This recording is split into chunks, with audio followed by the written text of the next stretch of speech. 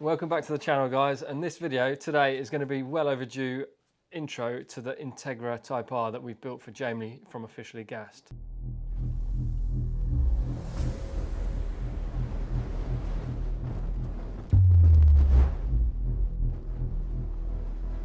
Okay, so a bit of background of how we got into this project. So I think I met Jamie a couple of years ago now. It was all down to our R8 twin turbo we built, like I say, 2 years ago. We got approached by Jamie's manager. They wanted to do a feature on the car, which was obviously much welcomed.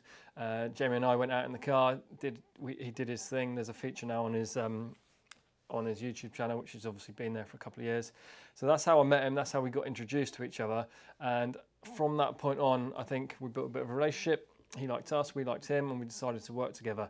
And he told me about this crazy idea he had to all-wheel drive a Honda Integra Type R. So yeah, it didn't take a lot of persuading. We were well up for the job and really keen to get involved. So that's how it all started. We made some plans, we spoke about what he wanted to do. The car was originally already turboed. It had a forged engine built, and like I say, it was already turbocharged. But the goal for Jamie was to get it four-wheel drive.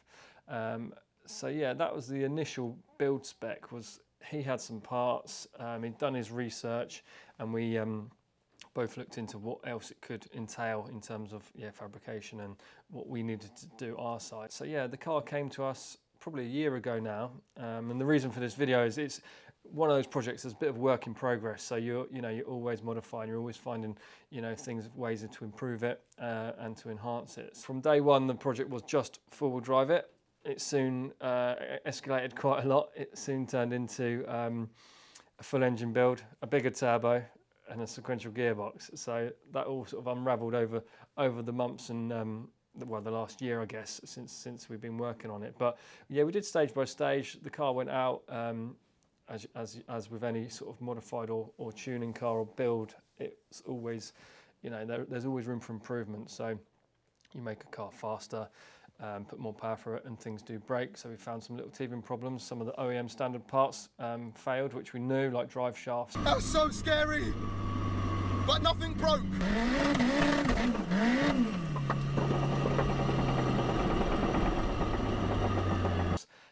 Transfer box, that sort of thing.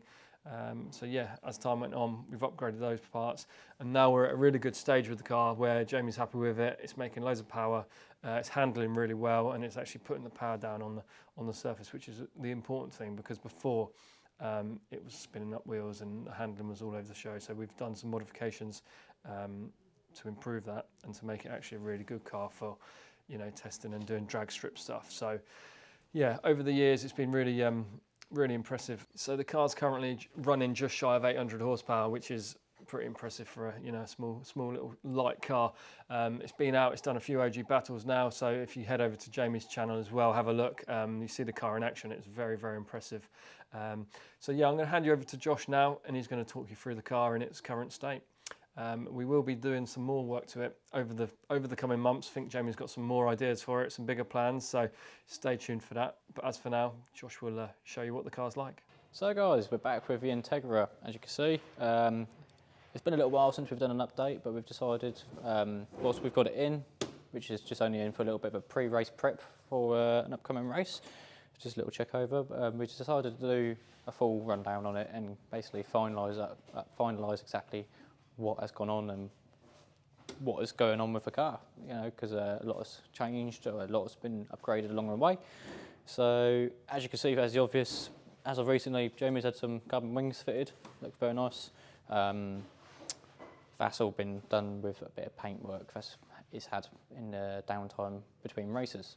So we'll leave that to the side for now. We'll talk about under the engine bay, the bit that everyone gets excited about. So where do I start?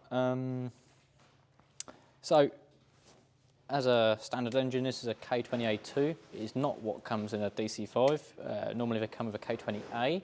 Basically the same engines, bar the difference with the K20A being a little bit more strung from factory, making a bit more power. I believe that's down to compression of the pistons, etc. So this one, the long story short, was the engine that Jamie had bought already built, which turned out to be not so good, so we had to rebuild it completely. So it's got Wiseco. Yeah, sorry if I get that wrong, but I'll call it Wiseco for now. Wiseco forged pistons, 1/2 mil oversize. It's got Manley H-beam rods, ACL bearings, ARP hardware throughout. Block has been modified, so it has got a CSS in it. That's to help stop the sleeves from moving under like high amounts of torque / boost pressure, because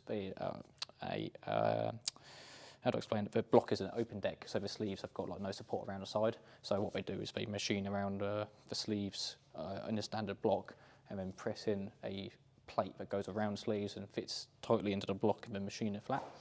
So that stops the sleeves from moving. The head is pretty much, yeah, all built with like nothing too extravagant going on with the ports. It's all standard ports, but it's got Drakkar tail cams in it now. That's one upgrade that we've done along the way of building this. It's got Skunk 2 valve springs from memory and Supertech 1 mil oversized valves. And it's got all like new rockers and rollers, etc. inside, so it's all a little refresh inside, etc. And that is basically the engine in itself. Everything like the inlet manifold and exhaust manifold was already on it, so we've just reused it. There's no reason not to. Turbo side of things along the way. So when we first built it, it was put together with actually that turbo over there on my shelf. It's a Precision 62, quite an old style thing. As soon as we put it on, basically, I think it had been sat around for a while, because it used to be on Jamie's car when it was first boosted and then got taken off and whatnot, and basically it seized up. So we had to quickly go and chuck that away, and we've got a 3582R on here. This particular turbo's got a T51R mod on it, which is just a little bit extra noise on the intake side of things. This is machining on your housing. What next? Obviously, exhaust is quite extravagant. It was a bit tight for the sort of size exhaust we wanted to run with a 4-wheel drive being in this, taking up most of the tunnel, and well, Jamie wanted to be a bit noisy and a bit obnoxious in that side of things, so we went straight up north at the bonnet. What else is there? There's so much to talk about. It's ridiculous, really. There's a bit of fuel system going on up here, so it's got ID. No, sorry, it hasn't got IDs. It's got, cut that. Fuel system side of things, it's got 1700cc injectors. On the throttle side, we converted it to drive-by-wire throttle, so that's combined with an electric throttle pedal inside, which is all feeding back and being controlled by the Cyvex ECU, which we'll go through in a bit. That mainly is for the benefits of a sequential, with downshift blips and part of like the ignition cut strategies, etc., where we can close throttle. It's just an all-round better upgrade, really. A lot of people seem to still not like it, thinking it's not true, but technology has come along so brave that like you can barely notice a difference between that and the cable, really. There was a lot of sensors added onto this. It's one thing buying the ECU, which obviously can cost quite a bit of money, but the other expenses, all the extra sensors, if you want the ECU to do its job, then you need to feed it that information. It's no good having a lovely, expensive ECU on there and having absolutely no inputs. So on this, we have got, well, your usuals, starting from like intake air temp, coolant temperature, and like the basic sort of stuff that you'd find on a normal engine or a normal car, shall I say. But on this, we've got coolant pressure, oil temperature. We've got fuel pressure. We've got gear position. We've got the strain gauge or the gear knob inside as an input. We've got TPS 1 and 2 coming out of the drive-by-wire throttle. We've got pedal position 1 and 2. Basically, I have near enough populated every single input on this S7 Plus ECU, which is pretty good going. There's probably a couple more sensors that I'm missing along the way, but that's the most of it so far. Also, you've got onboard knock control, NTK wideband. It's basically got most things. So we're doing the best to make sure that if there ever is an issue, then it can be taken control of like that by the ECU and no damage is done most of the time. And I think we proved that point a couple of times, especially with the last time we went to the dyno and it had a bit of head lift. Reason being is, well, the head studs that are put in this during the original build, I don't think really was planning to go with this higher power to begin with, and well, we only had ARP 2000 head bolts put in it. So it did start to lift the head slightly, and we caught that through the coolant pressure sensor. If we didn't have that, we would have never known, and it would have been a bit more catastrophic when it did go. Talking about the head studs, we've now got a set of Speed Factory L19 head studs in there, and it's doing the job lovely, holding the head down. I've touched base on it, but yeah, it's got a sequential gearbox in it. So it's a Quaife unit, it's a 5-speed, it's got like a neutral reverse lockout, so you don't put it in neutral reverse by accident. It's connected to, so it's built into a 4-wheel drive Bellhausen from a CRV. That's so we can, well, obviously have 4-wheel drive and a transfer box, etc. So that's all trick bit of kit. Under here, you can't see it, but there is a Magnus clutch slipper, which is controlled by the ECU. So that is, so if you was to drop the clutch, normally you would end up shocking the drivetrain and really upsetting things. The clutch slipper is set up so that, like, during launch and you come off a clutch pedal, when that is activated, it will slow down the rate of clutch engagement, if that makes sense. So rather than it being a snap like that, you can actually control how slowly it will engage. So it's almost like being able to repeat a slips launch, if it makes sense, with your foot, but it's all controlled via DCU, so that's quite cool. So we're just going to move around the car and just talk about everything as we go along. I do apologise if I miss anything, because we have done a lot. But one thing, our 888R tyres, put them on a little while ago. Obvious reason, traction. Just get better traction, especially on like unprepped surfaces. They do all right, they do well. I'm sure everyone's got their own preferences, but Jamie seems to like them, and they seem to be okay so far. It's also got a set of K-Sport brakes on it, so they're like a big brake upgrade. So they do feel the wheel quite nicely. They look quite good.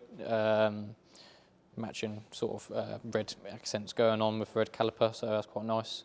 And whilst I'm just thinking about it, also a little bit of trick stuff is, so the standard ABS doesn't work, obviously converting to 4-wheel drive, but what we have done is utilised the front wheel speed sensors, and we've tapped into that for the Cyvex side of things, and what that's doing is using that as a driven wheel speed input to be able to calculate the traction control or traction slip, shall I say, in combination with the GPS unit, which we'll talk about when we get onto the inside of things. There's a lot of technical stuff that goes on with this car, and yeah, it's all quite trick. So in the back of the car, there's a little bit going on. We've got obviously a fuel tank. Reason being is because the stock fuel tank is now had its space allocated with a rear diff, so there's no room for that. We opted for a slightly bigger tank, because sometimes you can fit smaller tanks, but you know, you're going to be limited on range, and especially with the two types of fuel we run on this, it doesn't go very far if you're running on ethanol, because it drinks it like anything. Batteries relocated in the boot. Reason being is because there's just no space up the front. That was already there. Well, the battery was relocated into the back when it first came in, but since then I've just moved over to this side. We've got a FEV fire suppression system. That's all trick bit of kit. That's all electronically controlled up front. It's got a standalone battery, so if you have to have a crash and lose power, you can still trigger the system. And it's got nozzles in the back, so basically surrounding all the fuel setup area, and under the bonnet it's surrounding like all the hot spots and anything to do with fuel, so like injector area along the inlet, around the exhaust itself, and near the fuel pressure regulator. So, you know, hopefully it'll never have to be used, but if it does, it should do the job. I'll touch base on the fuels. So before I get into that, this has got in total 4 fuel pumps, which sounds a bit excessive, but basically we've got 2 lift pumps here, and the only job for these 2 pumps here is to take fuel from this and fill up our swirl pot here. So this is a radium swirl pot in this bottom left corner here. They can hold up to 3 fuel pumps, normally like a Warburg 450 or something like that. We're running 2 Warburg 450s in there, and they are the main high pressure pumps that feed the engine side of things. Along that fuel system we also do have a flex fuel sensor, so that's that little guy down here. What that does is measure the ethanol content in the fuel that's in the system. So if you've got petrol in there, say for instance Tesco Momentum or V-Power 99, typically you're going to see around about 5 to 8% ethanol content, which is fine. It's normal, it's just normal fuel. But what it can do, so when you run it on like race ethanol or ethanol-based fuels, such as in this we run on like our race mode, it's a Renegade E112 fuel. Don't get that mixed up thinking it's 112% ethanol, it's just the name they use. So it's still an E85 fuel, it's just got a lot of race sort of additives in it, and it's a leaded based fuel. So what that flex fuel sensor can see is, okay, I've got X amount of fuel, X amount of ethanol content in there. So typically speaking, if it's E85, you'll see around about E80, so an 80% ethanol content, and the ECU can see that and basically switch over or blend in between the two fuel maps, because ethanol requires at least 30% extra more fuel in volume, if that makes sense. So yeah, you do go through it quite quickly. And that's another reason why it's quite a good fuel, because there's such a large amount more fuel than petrol being used, but it's actually also a very good cooling aid. That's about it for the boot. In the back here, yeah, that is it, basically. You can see its roll cage she's had fitted in here, sitting behind the front cabin area. And we'll get on to the interior side of things, yeah. First of all, I'd like to say it does look really nice in there. Jamie has just recently had these tilt seats fitted by Demon Tweaks. He made a video on all of that, so if you want to see that, go check it out. Yeah, they're really nice seats, fit the car quite well. It's all harnessed up now. He's opted to keep seat belts and harnesses. Mainly, I think it's more comfortable when you're driving on the road if you're going anywhere to use a normal seat belt, and then during race conditions you can bang your harnesses on and go for the moon. Obvious ones, obviously the roll cage, quite needed really. He opted to have it so it was like an interior dash. It sort of like brings your space away a little bit more doing that, but you get to keep your interior, so personal preference there. The biggest thing to stick out is obviously the shifter here. So this is the shifter for the Crave sequential, and this little device up here is a gear knob, an electronic gear knob. So all this does is, the moment you push or pull back or push forward, inside there is basically a little sensor that calculate or translate, shall I say, the pressure that you're putting into it and turns into a voltage and sends that to the ECU. And then from there, inside the ECU, someone like Remain can work his magic and tell the ECU basically what X amount of voltage equals to maybe you're going up or down a gear. So that's how it knows when you're going up or down. So it's quite cool. So you can set a threshold that X amount of voltage, okay, you're going up a gear, I need to now start engaging a flat foot shift cut. So that's the cool side of things. On a normal Quaif setup, you can clutchless shift, but you have to come off the throttle. With that strategy set up on the Cyvex, you can keep your foot planted and you don't have to lift or do anything, you just touch it and you just yank it back and go for it. And the reason for that is to reduce the torque to allow for dogs to engage. Inside here, we have also got Cyvex ECU hidden away. That's underneath the dash over there somewhere. Obviously, we've spoken about it a little bit already, but there's it's an important role on this car. It's the brains and the management behind everything going on. There's a lot of stuff hidden away that does occur with this car. Under the centre console area, we do have a Cyvex GPS module. So that's all based around GPS-based traction control. To explain on that a little bit, what that means is the vehicle as a shell is using GPS as a speed, so it's a fixed point. It's not got it's got no wheel spin taken into account. So you're not reading something off of the end of something that can spin, or like an ABS ring, for example, or a gearbox speed sensor. If your wheel's spinning, your speed's going to go up against what your vehicle speed is going at. So the GPS, it's locked onto the car, and that is the vehicle speed. It's like the shell, it's the body speed, and then from there you can use the front wheel speeds that we have tapped into, and you can then match the two speeds. And if you've got more or higher speed coming from the front wheels compared to the vehicle speed, then you've got X amount of slip, because your vehicle's doing, say, 50 mile an hour, but if your front wheels are doing 100, then you've got front wheel slip. And there's a lot more that goes on into it, but it's that's just a simple way of explaining it. Next up, we've got the dash. Dash is a Link MXG Strada 1.2, don't quote me, but yeah, it's a Link / AIM product. Really cool bits of kit. So that's all tied into all the factory controls, so like all your lights, wipers or park lights, etc. So like when you turn your indicators on, it tells you your indicators on like a normal dash, but at the same time it has it is wired on the CAN bus network we've basically made up with Cyvex, so it can display all the data from the ECU itself. So that's anything from RPM to what map mode you're in, or cowl switch as Cyvex like to call it, gear position, ethanol content, oil pressure, oil temperature, you know, everything you can basically put into that ECU you can display on there. So it's really cool. And then you can also set up warning messages or symbol signs to indicate what's going on. So for example, like if it's cold or the oil's cold, then the oil sign will light up blue and won't come off come off the colour blue until the oil temperature has gone above a certain amount, i.e. 50 degrees. At the same time, there's a warning message that flags up on the screen with a bright red background saying oil pressure low if the oil pressure goes below a certain amount of pressure. So something like if it's below 2 bar, then it will flag up on the screen saying oil pressure is low. So yeah, really handy bit of kit, really cool. And that is it so far for the interior, I want to say. So where do I start? We'll start at the front here. So we're looking at the bottom of the engine and the gearbox. Here you've got the sequential, there's the built engine.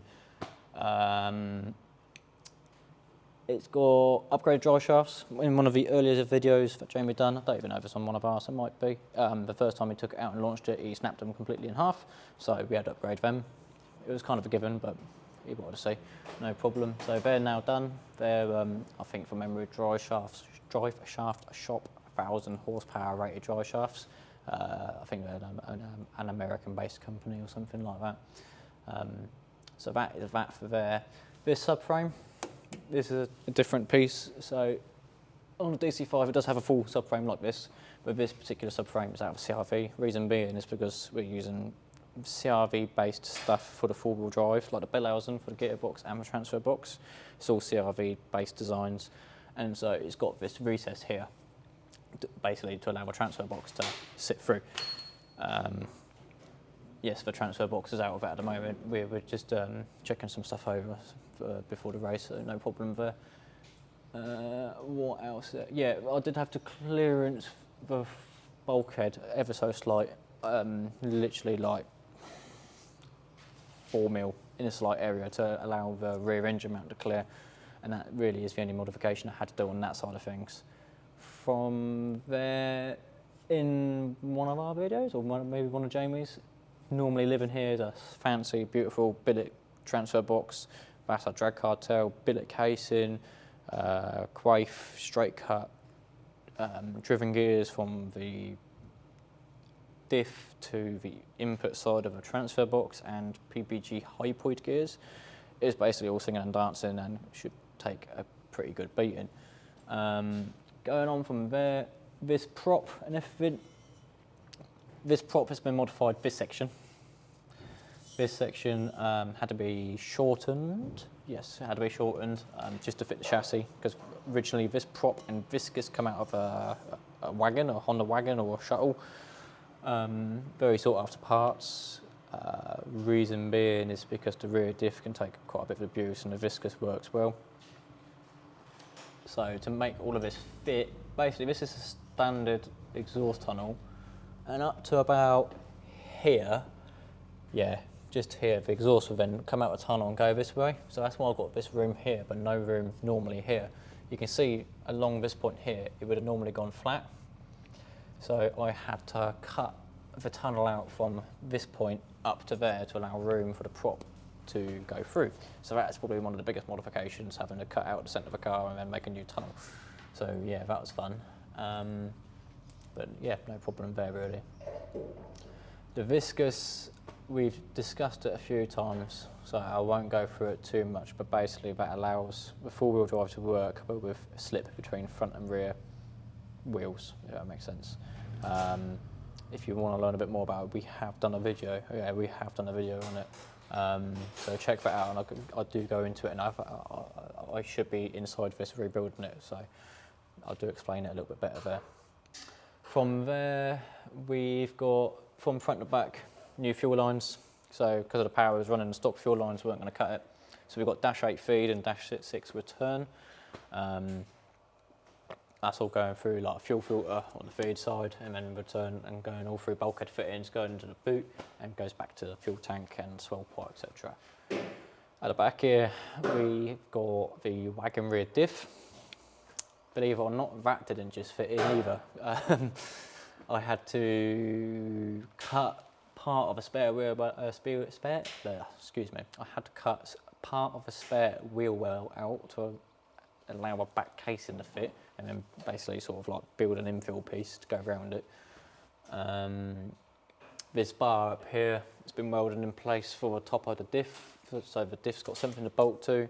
And then this piece here is actually a kit that Hub City Performance make, which allows you to basically bolt into this like cross member piece at the back of the car and gives you a location point for the back of the diff to bolt to. The only thing you have to do is you have to cut the centre out and box that in, because the way it works, it sandwiches around and then bolts through the centre.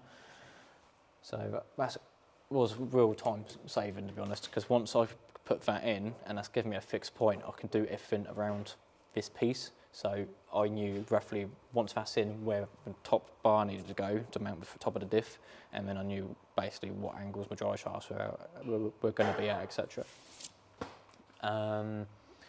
Stock trailing arms, but CRV rear hubs, for the given reason that the rear hubs would never have accepted drive shafts. So there was a bit of modification that had to go on. So these drive shaft outer CVs had to get machined down to clearance those hubs. The inside of the hubs were just slightly too thick. We've also had to make a couple of polybush inserts to get the correct toe geometry on the rear, because they are slightly different in offsets. And then, yeah, it's got a few hard race goodies on it, which I think they were kind enough to work with Jamie with. These really helped because getting the camber back in wasn't hard, but these make it a lot easier because it gives you a lot more adjustability.